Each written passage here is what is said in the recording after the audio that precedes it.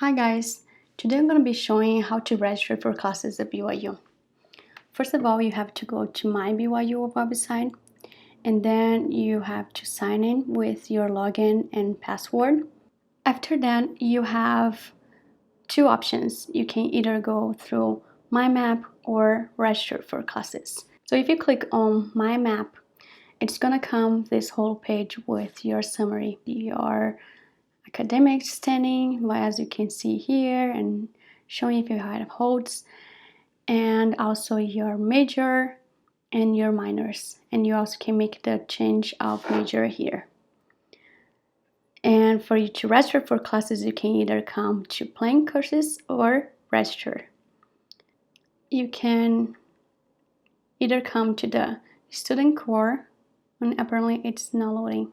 So these are the generals, these are my major classes, and these are my minors. And those are the elective classes that you might be taking if you want to.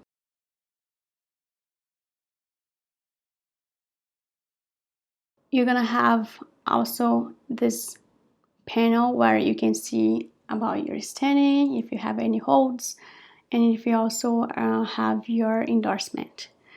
Make sure to always be checking this, because if anything here is in red, you might not be able to register for classes. And even if you register, like you add it here, they might not allow you to move forward with your classes. And you can see the registration date in here on the top. And this is the time that the semester happens. So winter semester happens from January 6th to April the 22nd. And the registration happened in October 21st at 12 a.m. So these are the classes that I'm taking this semester. But let us say that I wanted to plan my future semesters. So I have here already added some classes that I have added for spring term and also for summer term. So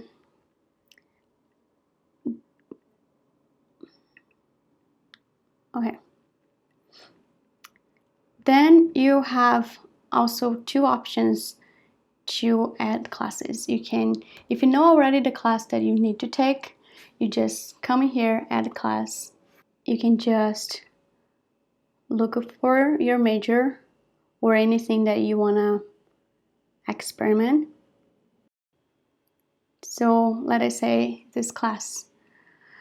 If you scroll down here, you're gonna see that when there is an A, it means that I can add that class to my schedule.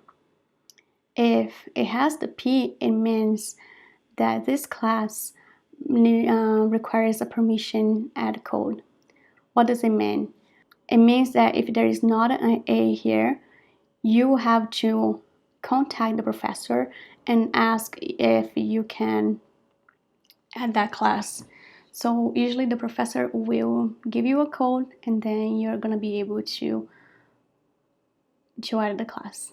Okay, how do I know the professor? So each professor has their name in here, and then you can just go to the BYU directory, which I can show another time, and then you can look for their name and last name.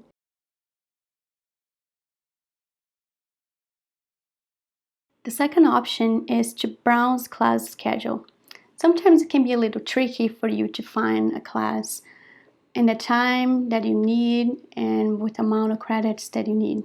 So if you come to browse class schedule, you can come to advanced search and then just either put in here some things that are specific for you, that are necessary for your needs, or you can either just navigate through these colleges or departments. So what I usually like to do if I'm looking for a specific amount of credit, I come in here and then credit range, let us say that I need a class that's 3 credit.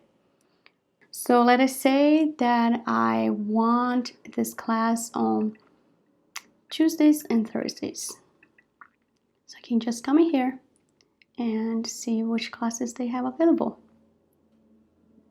And this is good because when you're looking for things that are not very specific for your major, for example, if you're just really trying to fill the time and also you are open to take other genres that are not exactly the ones that you have planned, but that also fulfills the same thing that you need, this is great because you can see other options.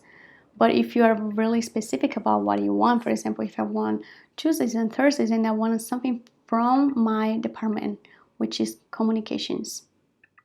So I can come in here and then search and see all the classes that are available on Tuesdays and Thursdays that are under communications. And then you can always reset this.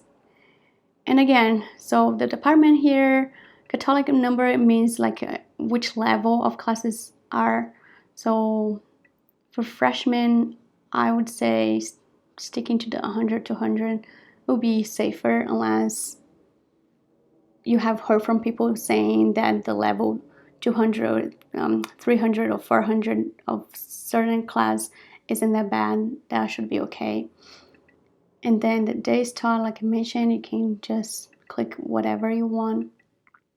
The time range, you can choose accordingly to your other classes and also to your work. Keywords, you can just type it here. Credit range, again. Section type. This is good because sometimes you want a class that's online or in Salt Lake or day or evening, so you can just pick in there. Also the professor, if you have a favorite professor. The buildings, if you want to plan to not walk a lot and just stay in the same building.